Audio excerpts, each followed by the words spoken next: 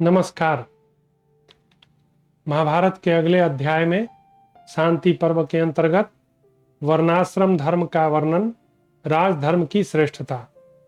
आगे पितामह कहते हैं, राजन, धनुष की डोरी खींचना, शत्रुओं को उखाड़ फेंकना, खेती, व्यापार, पशुपालन अथवा उनके उद्देश्य से दूसरों की सेवा करना, ये ब्राह्मण के लिए निषिद्ध कर्म है। ब्राह्मण जो है क्षत्रिय का कर्म नहीं कर सकता, या शूद्र का या वैश्य का कर्म नहीं कर सकता, उसके लिए निषिद्ध माना गया है, शास्त्र के विरुद्ध है।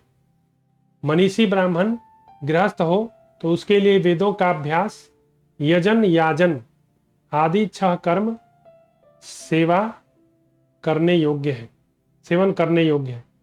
गृहस्थ आश्रम का उद्देश्य पूर्ण कर लेने पर ब्राह्मण के लिए वानप्रस्थी होकर वन में निवास करना उत्तम है। गृहस्थ ब्राह्मण राजा की दास्ता, खेती के द्वारा धन का उपार्जन, व्यापार से जीवन, कुटिलता, व्यभिचारिणी स्त्री के साथ व्यभिचार कर्म, सूदखोरी छोड़ दे।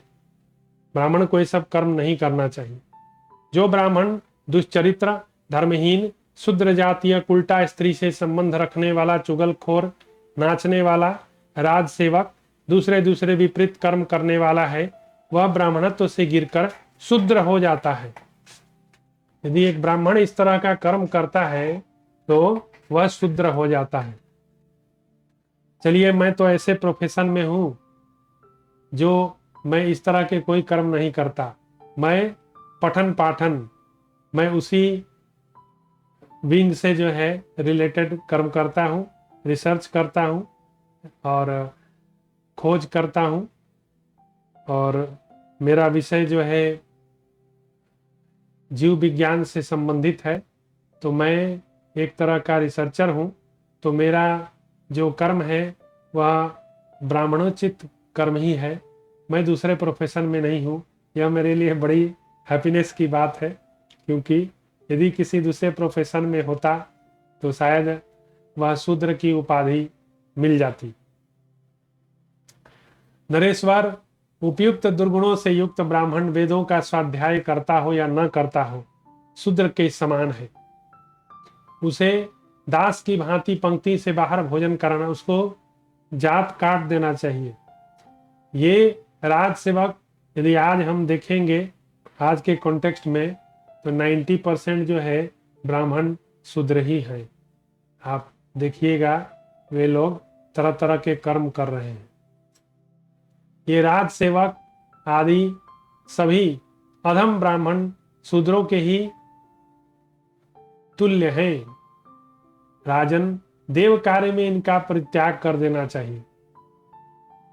राजन, जो ब्राह्मण मर्यादा शून्य, अपवित्र, क्रूर स्वभाव वाला, हिंसा परायण, अपने धर्म और सदाचार का परित्याग करने वाला है, उसे हव्य कव्य दूसरे दान देना न देने के बराबर है। ब्राह्मण के लिए इंद्रिय संयम, बाहर भीतर की शुद्धि, सरलता के साथ सदा धर्माचरण का विधान है। राजन, सभी आश्रम ब्राह्मण के लिए ही हैं, क्योंकि सबसे पहले ब्राह्मणों की ही सृष्टि हुई है और ब्राह्मण से ही क्षत्रिय आए हैं। इसका भी हम लोग कहानी देख चुके हैं। जो मन इंद्रियों को संयम में रखने वाला, सोमयाग करके सोम रस पीने वाला, सदाचारी, दयालु, सब कुछ सहन करने वाला, निष्काम, सरल, मृदु, क्रूरता रहित, क्षमाशील, वही ब्राह्मण कहलाने योग्य है। इससे भिन्न जो पापाचारी है उसे ब्राह्मण नहीं समझना चाहिए। पांडुनंदन, धर्म पालन की इच्छा रखने वाले सभी लोग सहायता के लिए शूद्र, वैश्य, क्षत्रिय की शरण लेते हैं।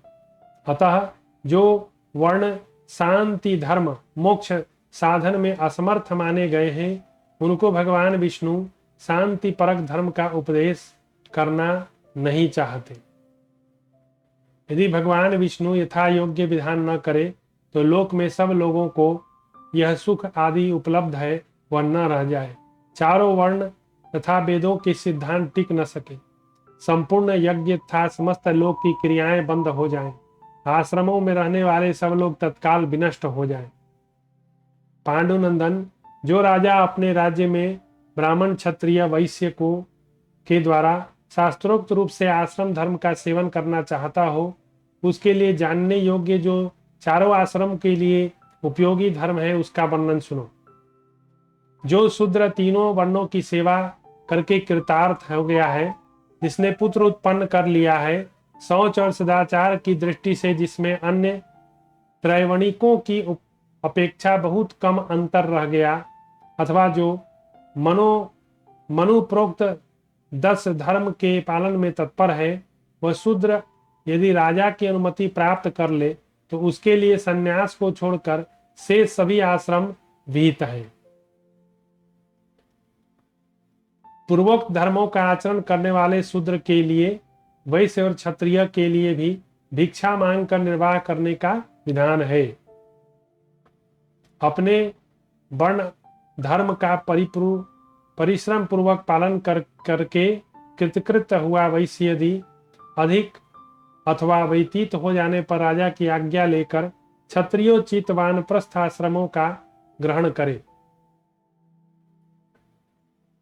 गृहस्थ धर्मों का त्याग कर देने पर भी क्षत्रिय को ऋषि भाव से वेदांत श्रवण आदि संन्यास धर्म का पालन करते हुए जीवन रक्षा के लिए भिक्षा का आश्रय लेना चाहिए, सेवा के लिए नहीं। धर्म के ज्ञाता पुरुषों का कथन है, अन्य समस्त धर्मों का आश्रय तो अल्प है, फल भी अल्प है, परंतु छात्र धर्म का आश्रय ही महान है और उसके फल भी बहुसंख्यक परम कल्याण रूप है। अतः इसके समान दूसरा कोई धर्म नहीं। राजा के धर्मों में सारे त्यागों का दर्शन होता है, राजधर्म में सारी दीक्षाओं का प्रतिपादन हो जाता है।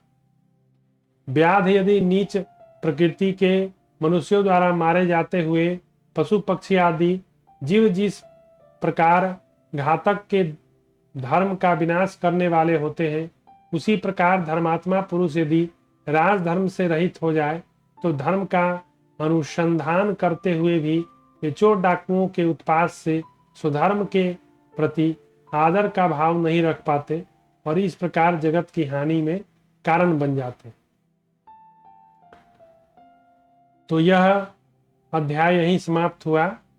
इसके अगले अध्याय में हम लोग चलेंगे, वह बड़ा इंटरेस्टिंग है। भगवान विष्णु और मानधाता का संवाद है, तो उसको हम लोग सुनेंगे।